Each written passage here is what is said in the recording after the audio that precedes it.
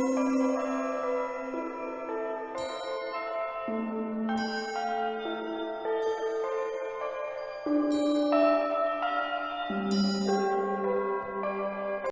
रघुनंदन, जय श्री राम। मैं हनुदास आप सभी लोगों का हार्दिक स्वागत करता हूं हमारे YouTube channel the mystery of immortal talks में। दोस्तों, आज की इस वीडियो में चिरंजीवी गुरुपिता श्री हनुमान जी की वाणी गूंजने वाली है। जी हाँ दोस्तों, आज की वीडियो से कली हनुवाणी के अध्यायों की शुरुआत होने वाली है। आज की वीडियो में हम प्रथम अध्याय को आपके सामने रखेंगे, क्योंकि पहले हमने सोचा था कि आप सभी लोगों को अध्याय पढ़कर सुनाए जाएंगे, उन्हें प्रॉपरली डिस्क्राइब किया जाएगा, क्या उनका डेफिनेशन है उन्हें एक्सप्लेन किया जाएगा। लेकिन दोस्तों, ये कार्य थोड़ा सा कठिन है क्योंकि अध्याय बहुत बड़े हैं, इसलिए वीडियो की लेंथ काफ़ी हो जाएगी। परंतु हम लंबे समय से उन अध्यायों को पढ़ते आ रहे हैं, इसलिए हमने चिरंजीवी गुरुपिता श्री हनुमान जी का आशीर्वाद लेकर उन अध्यायों में से कुछ मोटा मोटा ज्ञान निकाल लिया है और उस ज्ञान को एक कहानी के रूप में आप सभी लोगों के सामने प्रस्तुत करने जा रहे हैं। आशा करते हैं कि आप सभी लोग आज की वीडियो बहुत ध्यान से सुनेंगे, क्योंकि दोस्तों ये वो महाज्ञान है जो केवल उन आत्माओं तक पहुंचना है जो जागृति के मार्ग पर हैं, मोक्ष के मार्ग पर चल रही हैं और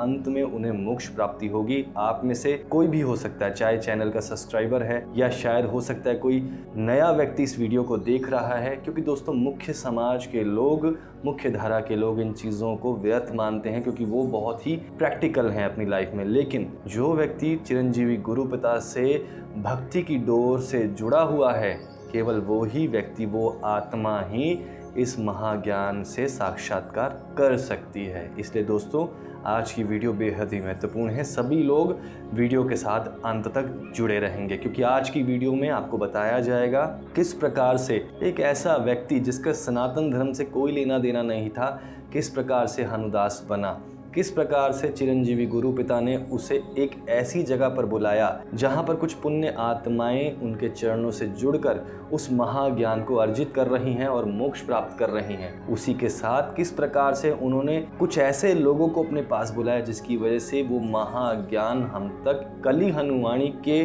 पवित्र ग्रंथ के रूप में यहाँ पहुँच रहा है। तो बिना समय खराब करते हुए आज की वीडियो की शुरुआत करते हैं। दोस्तों, सबसे पहले हमें ये जानना है कि आखिर वो व्यक्ति हनुदास बना कैसे, कौन था वो व्यक्ति, कहाँ का रहने वाला था, किस प्रकार से उनके जीवन की शुरुआत हुई। दोस्तों, इस चीज़ की शुरुआत, इस दृश्य की शुरुआत एक दुखदायी घटना से शुरू होती है। हनुदास जी कनाडा टोरंटो शहर के रहने वाले हैं। आप में से बहुत लोगों ने कली हनुवाणी में पढ़ा है। जो एक बिल्कुल आम इंसान हुआ करते थे, जिस प्रकार से आम लोग अपना जीवन जीते हैं, आम लोग अपनी इच्छाएं और कर्मों को पूर्ण करने के लिए जीते हैं, अपने परिवार का पेट पालने के लिए जो कार्य करते हैं, उसी प्रकार से वह हुआ करते थे।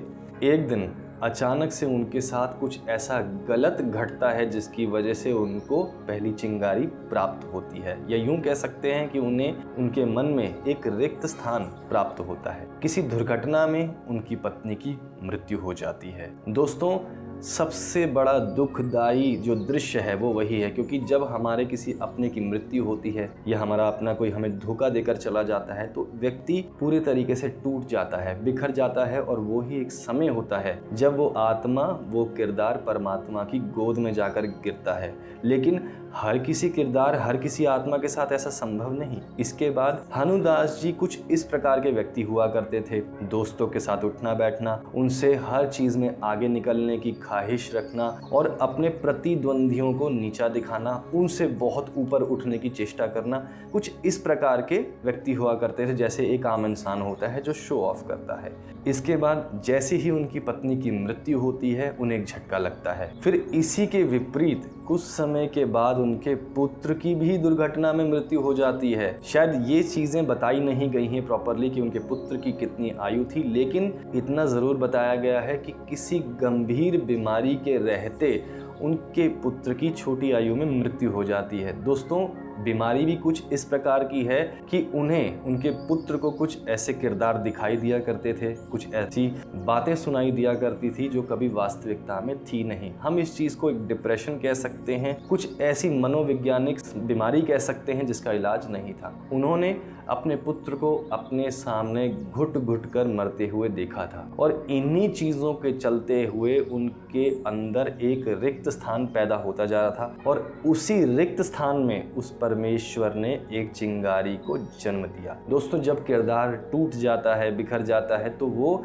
शून्यता को प्राप्त करने के बहुत करीब होता है और जब वो परमेश्वर उस रिक्त स्थान में, रिक्त स्थान का मतलब है एक खाली स्थान, उसी स्थान में एक चिंगारी को जन्म देते हैं, तो अगर वो आत्मा उस किरदार के साथ मेल जोल खाती है और वो किरदार उस आत्मा की आवाज़ को सुनकर उस परमात्मा के चरणों तक पहुंचने की चेष्टा करता है, तो वो चिंगारी बखूबी अपना कार्य अच्छे ढंग से करती है। और ऐसा ही हुआ। पुत्र की मृत्यु के बाद उन्हें अपने अंदर शून्यता का एहसास होने लगा। आखिर शून्यता है क्या? खालीपन, नथिंगनेस। दोस्तों, शून्यता एक ऐसी चीज़ है जो हमारे मस्तिष्क के, हमारे मन के आर पार होती है। इसी शून्यता में बहुत सी चीज़ें आर पार हो जाती हैं। काम, क्रोध, लोभ, मोह, अहंकार, संसार की सारी कर्म इच्छाएं इन सब चीज़ों के आर पार होकर खत्म होती हैं और उसकी जगह शून्यता जन्म लेती है। अपने पुत्र का दाह संस्कार करके आने के बाद वो अपने भाई के साथ गाड़ी में ट्रैवल कर रहे थे। वो खिड़की से बाहर देख रहे थे।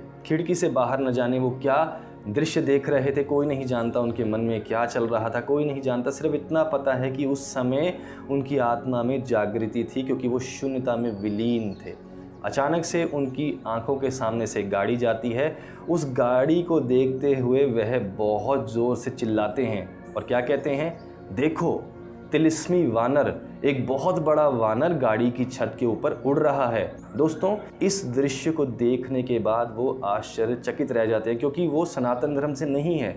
उन्हें सनातन धर्म के बारे में कुछ भी नहीं पता था कि उनमें कौन सा ऐसा जीव दिखाई दे रहा है जिसके शरीर पर इतने बड़े बड़े बाल हैं, जिनका नाम हनुमान है और वो एक सनातन धर्म के चिरंजीवी गुरु हैं, एक भगवान हैं। वो नहीं जानते थे। सिर्फ उन्होंने यही कहा कि देखो, गाड़ी के ऊपर कोई बहुत बड़ा वानर, कोई ऐसी चीज़ उड़ रही है जिसके शरीर पर इतने लंबे लंबे बाल हैं, जिसकी एक पूंछ लहरा रही है और जो आकार में बहुत बड़ा है। इस दृश्य को देखने के बाद उनके भाई ने जब गाड़ी की ओर देखा तो उन्हें कुछ दिखाई नहीं दिया। उनके भाई ने यह सोचा कि हो सकता है कि पुत्र की मृत्यु के बाद उन्हें गहरा सदमा पहुंचा है, जिसकी वजह से उनका मानसिक संतुलन हिल गया है।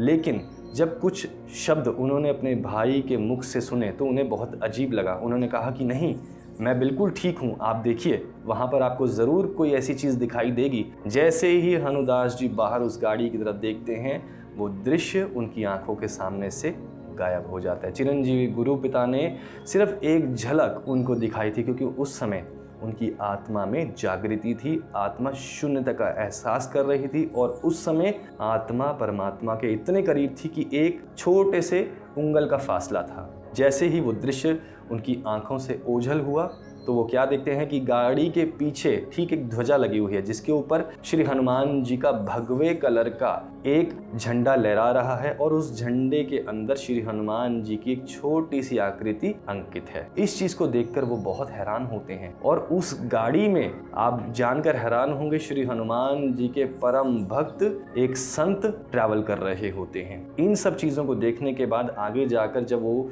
उन संत से मिलते हैं तो वो उन्हें बताते हैं कि आपको चिरंजीवी गुरु पिता ने, श्री हनुमान जी ने दर्शन दिए हैं, वो भी साक्षात रूप में, क्योंकि उस समय जब आपने उनके दर्शन प्राप्त किए उस समय आपकी आत्मा जागृत थी और उस समय आप शून्यता का एहसास कर रहे थे। लेकिन जिस समय वो दृश्य आपकी आंखों से ओझल हो गया, माया ने आपको चपेट में ले लिया। फिर से वो दोबारा से काम, क्रोध, लोभ, मोह, अहंकार, इधर उधर की बातें और वो सब चीजें दोबारा आपके अंदर से पैदा हो गई। इसके बाद दोस्तों, परम हनुदास जी अपना सारा कुछ बेच बाच कर कनाडा से भारत आ जाते हैं गुरुजी के साथ। दोस्तों, ये गुरु कौन है जो श्री हनुदास जी के गुरु बने, जिन्होंने उन्हें प्रेरित किया और जिन्होंने उन्हें हनुदास नाम से प्रसिद्ध किया? इस चीज का वर्णन नहीं है, परंतु हम अच्छे तरीके से जानते हैं कि वो व्यक्ति कौन है, कैसे दिखाई देते हैं, क्या उनका नाम है। लेकिन इन चीजों को हम नहीं बताएंगे क्योंकि हमें आज्ञा नहीं है। परंतु इतना कहते हैं कि उन्हें पक्षियों से बहुत प्यार है, सीटी बजाना उन्हें बहुत पसंद है, हम जानते हैं। लेकिन एक चीज है,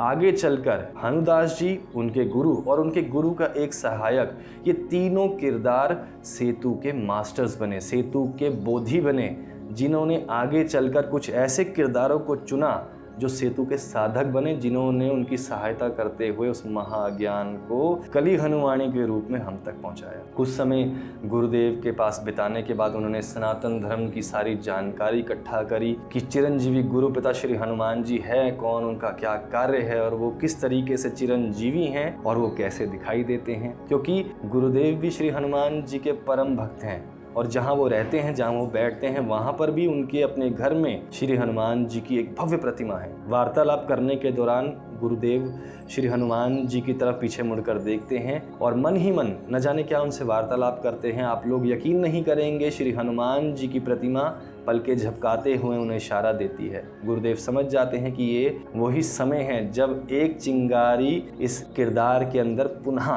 जागृत की जाए। उसी समय हनुदास जी रोते हैं, बिलबिलाते हैं, क्योंकि रोने से दुख बाहर आ जाता है और गुरुदेव उन सब चीज़ों को देखकर मौन शांत होकर बैठे रहते हैं और सब चीज़ें देखते रहते हैं। उसी समय गुरुदेव हनुदास जी को ये नाम प्रदान करते हैं और कहते हैं कि हनुदास उठो, अब तुम अपने जीवन की यात्रा शुरू करो। उसके बाद कुछ चीज़ें समझाने के बाद हनुदास जी अपने जीवन की यात्रा शुरू करते हैं।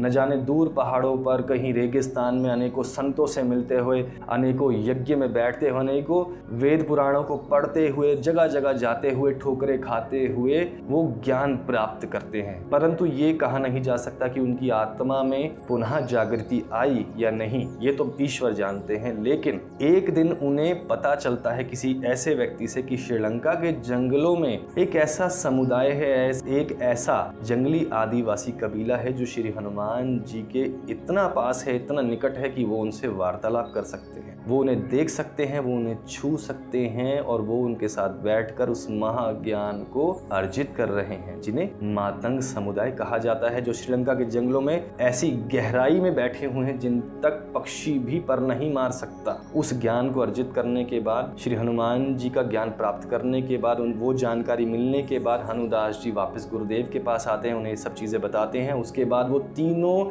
संत, वो तीनों किरदार श्रीलंका की ओर अपना रुख करते हैं। दोस्तों, हनुदास जी और उनके गुरु और उनका एक शिष्य, उनके गुरु का सहायक, तीनों ठीक आदिवासियों के जैसे ही कपड़े पहनकर, तन पर पत्ते बांधकर, जंगल के भीतर जाकर बहुत गहराई में जाकर एक आदिवासी कबीले की निगरानी करते हैं, उनकी गुप्तचरी करते हैं। लंबे समय तक गुप्तचरी करने के बाद वो उन सब गतिविधियों को नोटिस करते हैं कि ये आदिवासी आखिर कर क्या रहे हैं। कुछ महिलाएं उस जंगल में लकड़ियां इकट्ठी कर रही होती हैं अपने दैनिक जीवन में जो वो कार्य करते हैं, कुछ लोग वहां पर खेल रहे होते हैं और ये सब दृश्य वो तीनों संत एक पेड़ के पीछे बैठकर देख रहे होते हैं। और इसी समय हनुदास जी को एक चीज समझ में आती है और वो अपने गुरु से कहते हैं कि गुरुदेव, शायद हमें लगता है कि हम इन आदिवासियों के पीछे समय बर्बाद कर रहे हैं, नष्ट कर रहे हैं, क्योंकि इनके काले पड़े हुए शरीर, गंदे बाल, मैले पड़े हुए शरीर, मिट्टी लगी हुई शरीर पर ये कैसे आदिवासी हैं, ये कैसे हो सकता है कि श्री हनुमान जी के इतने निकट हो कि उन्हें देख सकते हो। लेकिन गुरुदेव मौन व्रत धारण करते हुए कुछ चीज मन ही मन देख रहे होते हैं, उन्हें समझ रहे होते हैं। इसी दौरान हनुदास जी की आंखें कुछ ऐसा दृश्य नोटिस करती हैं जिसको देखने के बाद वो आश्चर्यचकित रह जाते हैं। उन मातंग महिलाओं में, वो जो आदिवासी महिलाएं होती हैं, उस महिला में से एक महिला वहां पर गिर जाती है, शायद उसे मिर्गी के दौरे पड़ते हैं और कुछ समय वो वहां पर बेहोश रहती है। ये दृश्य हनुदास जी अपनी आंखों से देखते हैं, उन्हें वहां पर भी शून्यता का एहसास होता है। और कुछ समय के बाद जब वो महिला खड़ी होती है, ठीक हो जाती है, तो वो साष्टांग प्रणाम करती है किसी ऐसी शक्ति को जो अदृश्य होती है। लेकिन हनुदास जी को उस स्थान पर एक चमकदार रोशनी दिखाई देती है, जिनके साथ दो अन्य रोशनियां भी उन्हें दिखाई देती हैं। टोटल 3 रोशनियां, या यूं कह सकते हैं कि 3 चमकदार जुगनू उन्हें एक ही स्थान पर दिखाई देते हैं। और वो महिला जो बेहोश होकर गिर जाती है, वो उनके चरणों में साष्टांग प्रणाम करती है। इतना तो नहीं कह सकते कि वो 3 अदृश्य शक्तियां कौन थी, लेकिन हनुदास जी की आत्मा उन्हें बताती है कि वो चिरंजीवी गुरु पिता श्री हनुमान जी ही हैं। लंबे समय तक गुप्तचरी करने के बाद, हिम्मत जुटाने के बाद, जब वो तीनों संत मातंग समुदाय से मिलने की कोशिश करते हैं, उनसे वार्तालाप करने की कोशिश करते हैं, तो उसी समय उन्हें एक झटका मिलता है। क्योंकि दोस्तों, मातंग समुदाय की देखरेख का भार बाबा मतंग पर है, जो बहुत ही क्रोधित स्वभाव के व्यक्ति हैं, जिनकी उम्र लगभग 50 से 55 या 60 के बीच में होगी। वो ही अपने पूरे कबीले का पालन पोषण करते हैं, सबको निर्देश वो ही देखते हैं। जैसे ही ये तीनों संत उस कबीले के पास पहुंचते हैं तो बाबा मतंग उन्हें देख करके कुछ ऐसा चिड़चिड़ा सा होने का दृश्य दिखाते हैं, जिससे उन्हें पता लगे कि हम आपसे नाराज हैं, हम आप बाहरी लोगों से संपर्क नहीं साधना चाहते। और इसी चीजों को चलते हुए बाबा मतंग उर्वा के हाथ से मटका लेकर जमीन पर फोड़ देते हैं। दोस्तों, इस चीज को देखते हुए तीनों संत डर जाते हैं और वापस पीछे हो जाते हैं। लेकिन कुछ समय के बाद श्री हनुमान जी बाबा मतंग को दर्शन देते हैं, कुछ वार्तालाप उनके बीच होती है और चिरंजीवी गुरु पिता ही उन्हें बताते हैं कि बाबा मतंग, वो तीनों मुख्य समाज के जो लोग हैं, जो बाहरी लोग हैं, वो मेरे ही आशीर्वाद से यहाँ तक पहुँचे हैं और अब वो आपके समुदाय के साथ, आपके कबीले के साथ जुड़कर मेरे द्वारा प्रदान किए गए उस महाज्ञान को एक ऐसे रूप में बाहर निकालेंगे जो मेरे भक्तों तक, जो मुख्य समाज के लोगों तक पहुंचेगा और वो भी उस मोक्ष के रास्ते पर चलना शुरू कर देंगे और मुझसे भक्ति की डोर से जुड़ जाएंगे। परंतु इसी समय जब श्री हनुमान जी वार्तालाप करते हैं तो बाबा मतंग थोड़ा सा मायूस होते हैं, क्योंकि उनकी इतनी सदियों की, इतने सालों की जो तपस्या है, जो उनकी रहस्यमय चीजें हैं, यदि बाहरी समाज तक पहुंचे, जो उनका एक रहस्य है, जो मातंगों की परंपरा है, यदि वो मुख्य समाज के लोगों तक पहुंचेगी तो उनका तो सब चीज़ें खराब हो जाएंगी, खत्म हो जाएंगी, उनका रहस्य सब लोगों के सामने उजागर हो जाएगा। लेकिन श्री हनुमान जी ने समझाते हैं कि जितनी मेरी आज्ञा है, केवल उतना ज्ञान ही मुख्य समाज के लोगों तक पहुंचेगा, जितनी आपकी रहस्यमय परंपराएं हैं वो मेरे और आपके बीच में ही रहेंगी। इसके बाद हनुदास जी और उनके गुरु और उनके जो एक साथी होते हैं वो मातंग समुदाय के साथ मेलजोल करते हैं। इसी के साथ वो उनकी भाषा को सीखते हैं, जिस तरीके से वो रहते हैं उनके तौर तरीके सीखते हैं। इसी के बाद उन्हें कुछ चित्र दिखाई देते हैं। अक्सर मातंग झोपड़ियों पर, पेड़ों के तनों पर, बर्तनों पर, पत्थरों पर चित्र अंकित करते हैं। वो चित्र श्री हनुमान जी के साथ उनकी वार्तालाप को दर्शाते हैं कि युगों युगों से उनकी परंपरा चलती आ रही है, जिसमें वो ये दिखाते हैं कि हमारे बहुत गहरे संबंध हैं श्री हनुमान जी के साथ। कुछ समय के बाद श्री हनुमान जी के आशीर्वाद से हनुदास जी उन चित्रों को समझते हैं और उसके बाद वो उस महाज्ञान तक पहुंचते हैं जिन्हें हनुपुस्तिका कहा जाता है। उस चीज को समझने के बाद, श्री हनुमान जी के चरणों में बैठने के बाद, विराजमान होने के बाद, उनसे आज्ञा लेने के बाद उन सब चीजों को डिफाइन करते हैं और अंत में वो सेतु के मास्टर्स कहलाते हैं। धीरे धीरे जब वो उस महाज्ञान को समझते हैं, उसे ट्रांसलेट करना शुरू करते हैं, तो उसके बाद उन्हें कुछ ऐसी शक्तियां प्राप्त होती हैं जिसकी वजह से वो उस लेवल तक अचीव करते हैं, जिसकी वजह से वो उस महाज्ञान को कुछ शब्दों में, हिंदी के शब्दों में, अंग्रेजी के शब्दों में ट्रांसलेट करते हुए मुख्य समाज के लोगों तक पहुंचाते हैं, जिसे हम द इमॉर्टल टॉक्स कह सकते हैं। जो पहले 2 पुस्तकें निकली, उसी के बाद 2020 में कली हनुवाणी को छापा गया। दोस्तों, बहुत से लोग कंफ्यूज होते हैं। इमॉर्टल टॉक्स भाग 1 और 2 कली हनुवाणी का ही मिश्रण है। वो दोनों अंग्रेजी में निकली थी और ये हिंदी में निकली है। वो एक पुस्तक है, वो 2 पुस्तक हैं, दोनों को मिलाकर एक किया गया है। दोस्तों, कितनी महान है वो पुण्य आत्माएं जो उस शक्ति के साथ विराजमान हो करके हम तक ये ज्ञान पहुंचा रही हैं। इतना ही नहीं, श्री हनुमान जी की आज्ञा लेकर ही प्रत्येक ग्रंथ को मंत्रों द्वारा अभिमंत्रित करते हुए, चरम पूजा में रखते हुए, उनकी आज्ञा लेते हुए ही यहाँ तक पहुँचाया जा रहा है। बहुत से लोग इन सब चीज़ों को मिथ्या मानते हैं, झूठ मानते हैं, लेकिन केवल वो आत्मा जो भक्ति की डोर से श्री हनुमान जी से जुड़ी हुई है, वो ही इस महाज्ञान से जुड़ सकती है। एक लंबे समय से हम इस महाज्ञान का अध्ययन करते हुए आ रहे हैं, क्योंकि कली हनुवाणी उस महाज्ञान का एक छोटा सा हिस्सा है, 1/4 हिस्सा भी नहीं कह सकते, क्योंकि युगों युगों से मातंग समुदाय उन चीजों को लिखता आ रहा है और उसी चीज को छांटते हुए, टटोलते हुए कुछ चीजें उन्होंने हम तक एक ऐसे ग्रंथ के रूप में पहुंचाई है जिसे हर कोई व्यक्ति पढ़ सके। इसलिए सभी लोगों से हम बार बार आग्रह करते हैं कि आप Amazon पर जाकर इस पवित्र ग्रंथ को प्राप्त कीजिए, पैसा दे करके। पैसा देने से होगा क्या? आप जानते हैं आपका दिया हुआ पैसा श्री हनुमान जी के चरणों में अर्पण के रूप में जा रहा है, क्योंकि दोस्तों वहां पर लगातार दैनिक पूजाएं, दैनिक क्रियाएं होती हैं। जो व्यक्ति पैसा दे करके इस पवित्र ग्रंथ को प्राप्त करेगा, उसका दिया हुआ पैसा श्री हनुमान जी के चरणों में एक अर्पण के रूप में जाएगा। सभी लोग जानते हैं हमने PDF डाली थी चैनल पर, लेकिन हमने उसे कुछ समय के बाद हटा दिया था क्योंकि हमें आज्ञा नहीं थी और उसके ऊपर रिस्ट्रिक्शंस हैं। इसलिए जिन चीजों को इतनी मेहनत से, इतनी मशक्कत करने के बाद एक ग्रंथ के रूप में हम तक पहुंचाया जा रहा है, वो भी सुर असुरों से लड़ते हुए, तो हम उस चीज के विरुद्ध नहीं जा सकते। यदि हम ऐसा करेंगे तो हम गुरु के विरुद्ध जाएंगे और जो हमें ठीक नहीं लगता। इसलिए इन चीजों को समझिए। प्रत्येक व्यक्ति कली हनुमानी का अध्ययन करे यदि वो मोक्ष चाहता है तो।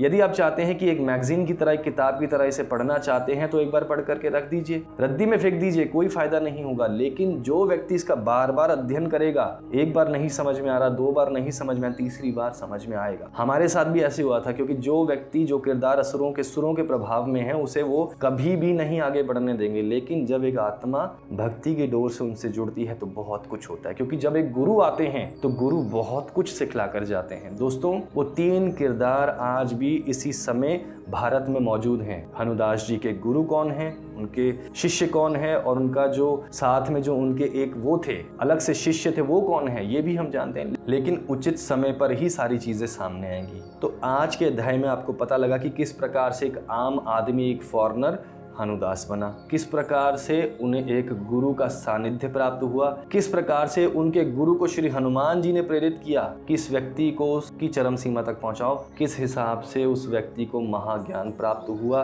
किस हिसाब से उन्होंने श्रीलंका का रुख किया और उसके बाद मातंग समुदाय से उनका मेल जोल हुआ। बहुत लंबी कहानी है, कुछ चीजें हमने जानबूझकर बीच में छोड़ी हैं क्योंकि वो उस महाज्ञान का हिस्सा है। आने वाले अध्यायों में आपको बहुत सी चीजें समझ में आएंगी, क्योंकि दोस्तों सामने बैठ करके समझाना और एक ब्लैंक स्क्रीन पर एडिटिंग कर सिर्फ ऑडियो के साथ उन चीजों को रखना बहुत अंतर है। गुरु पिता की आज्ञा लेकर ही जितना हो सका हमने इन अध्यायों को डाला है, क्योंकि दोस्तों नकारात्मक ऊर्जाएं हम पर भी हावी होती हैं। स्वयं श्री हनुदास जी के गुरु ने कहा था कि उन्हें नकारात्मक ऊर्जाएं इतना परेशान करती हैं, लेकिन चिरंजीवी हनुमान जी उनकी रक्षा करते हैं। इसी प्रकार यहाँ पर भी गुरु का सानिध्य है, उनका आशीर्वाद है, उनकी कृपा से ही, उनके सानिध्य में बैठकर ही ये कार्य होता है। तभी तो इतना लंबा समय लगता है, अन्यथा हम हर तीसरे दिन वीडियो डाल दें। लेकिन दोस्तों ऐसा नहीं हो सकता, जब आज्ञा मिलती है तभी वीडियो डलती है। इसलिए आशा करते हैं आज की जानकारी सभी लोगों को पसंद आई होगी। धीरे धीरे आगे के अध्याय आपके साथ एक कहानी के रूप में वार्तालाप किए जाएंगे। सभी लोग चैनल के साथ बने रहें, वीडियो को लाइक करें, शेयर करें और चैनल को सब्सक्राइब करें, जितना हो सके शेयर करें। उसके बाद बहुत जल्द आप सभी लोगों के समक्ष होंगे दूसरे अध्याय के साथ। तब तक के लिए जय श्री राम, जय बजरंगबली।